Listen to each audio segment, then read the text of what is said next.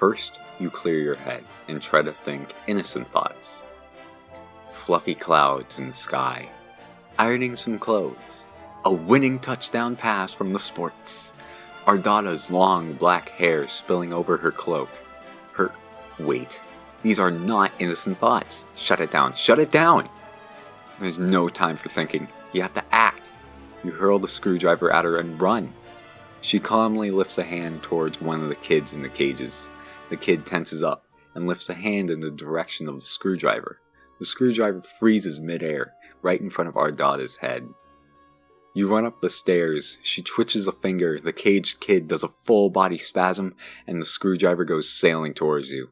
It stabs deep into your leg and you buckle over, tumbling backwards down the stairs. You're a crumpled heap at the bottom of the stairs, bleeding, and you think your arm is broken in 2 places now. That didn't seem very friendly to me. Luckily for you, I'm very determined to make relationships work. Even ones with people who flee simple furniture assembly projects.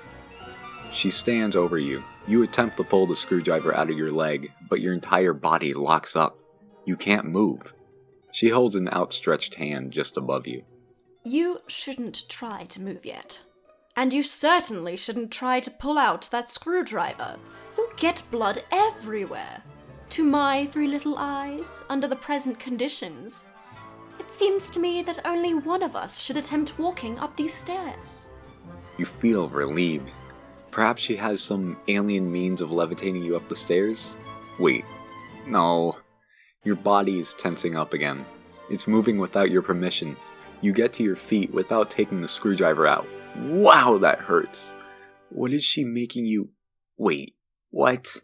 She can't be. You use both of your arms and all of your strength and pick her up entirely. The pain from your arm is excruciating. Arms with broken bones are not meant for heavy lifting. The additional weight on your wounded leg isn't great either. You hold her as a groom would hold a bride. She wraps her arms around your neck to hang on to you in what strikes you as an overly familiar manner. She looks directly into your eyes and grins. This is better. Now, onward and upward, new friend. Your legs begin to operate without your consent. They wobble and struggle under the weight. The wound throbs. You lumber back up the long flight of stairs, carrying her all the way. You take her back to the kitchen and set her down in a chair seated at a table. You didn't think I'd forget about dinner time, did you? Let's put your unfriendly behavior behind us. It's a good thing for you that I'm benevolent enough to overlook disgusting acts of betrayal. You may have noticed I keep several friends in my hive who I have similarly forgiven. Consider the transgression blood beneath the abattoir. You exhale. Now that she mentions it, yes, you are hungry. Maybe a warm meal will lift your spirits and get this heretofore turbulent friendship back on track. Maybe you'll even get the chance to pull the screwdriver out of your leg. You pull out a chair and attempt to sit down, but your leg locks up and then you stand again. Apparently this was not the right thing to do. Oh. But why are you sitting? There's cooking to be done. You stagger mechanically over to the fridge and open it. You pull out a large hawk of some sort of alien mystery meat and put it on the counter. With your broken arm, you reach in anguish for a big dangling meat cleaver. You chop the hawk, wincing with each swing of the cleaver. You place the sliced meat in a frying pan, sear it lightly, and serve it on a plate very rare. Just the way your new friend likes it. You didn't know that's the way she likes it, but you surmise this is what she prefers in a piece of meat, since technically she is the one doing the cooking. You put it on the table in front of her, along with a fork and knife beside it. Your muscles relax as you apparently are allowed to control your own body again. She does nothing except look at you with a pleased expression. You eye the meat in front of her, then the meat on the counter, then the chair on the other side of the table. What should you do? Prepare a plate for yourself? Is that what she wants you to do?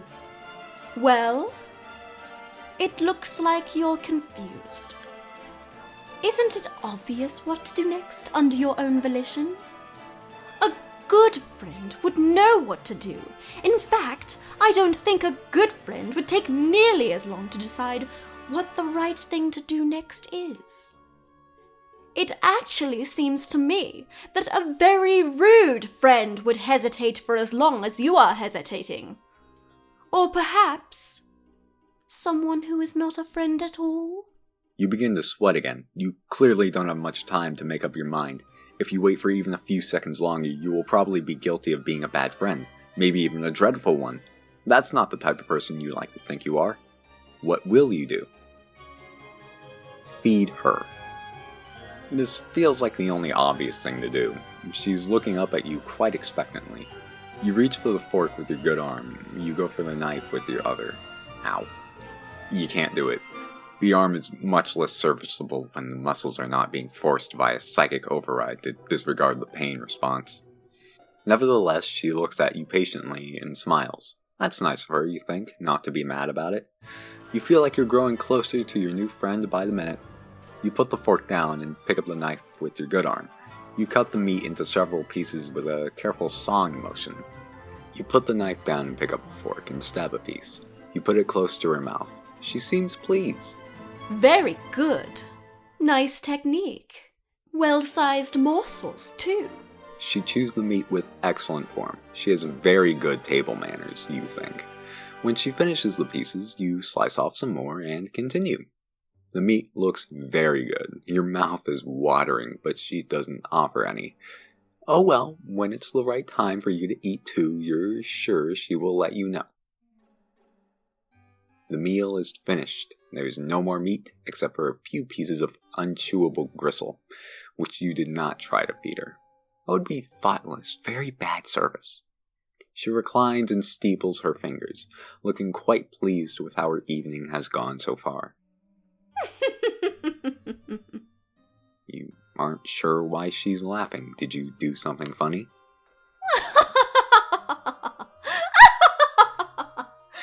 Oh my! What a fool. You point at yourself, wondering if she's referring to you. You don't know what you've done that was foolish if so. You're also still not sure what she finds so amusing.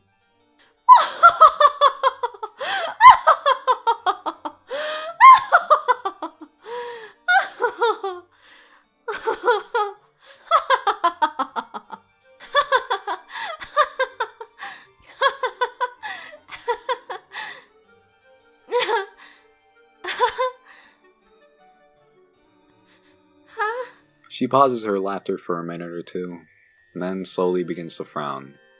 A faint blue tear rolls down her cheek from her bottom eye. The truth is, I don't even know why I'm laughing. This isn't very funny, what's happening here. It was a good dinner. You did a good job, whoever you are. She puts her face in both of her hands and sobs quietly. You have no idea what to do about this. You stand there, still holding the fork, feeling a bit useless. There is a lot of pressure, you know. Being so respected and admired for your high status in this world. I didn't ask for this. To be so superior to so many.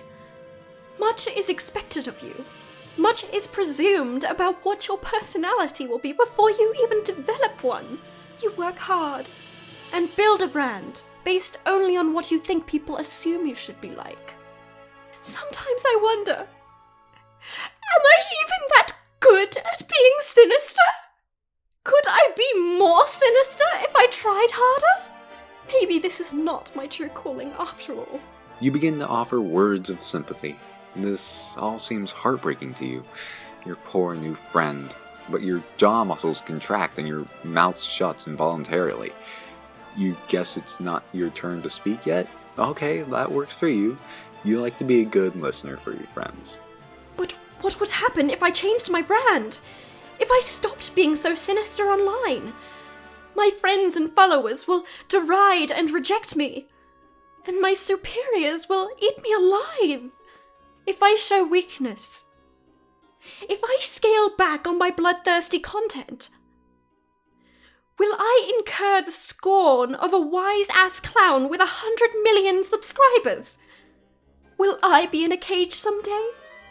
Listening to a fucking fool honk his horn for likes?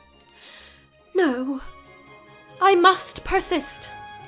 How lonely it is to know that this is all I can do until the day I leave this planet. I have no material or sensory comforts left for me here.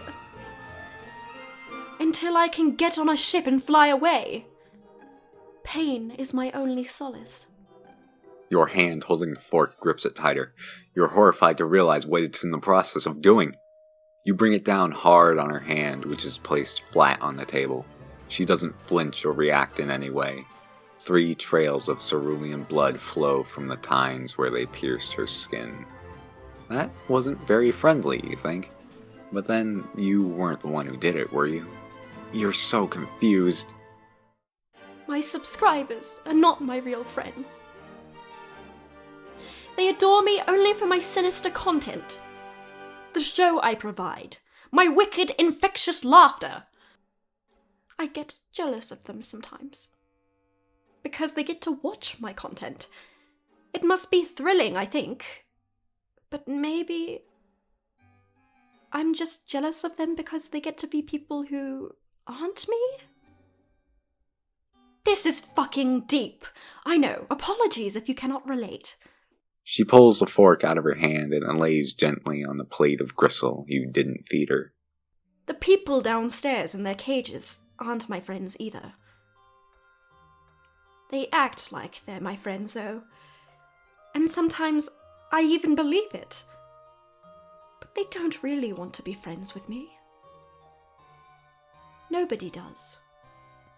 The only person who has ever really wanted to be my friend, who's ever tried to be, is you? You clear your throat and point to yourself innocently.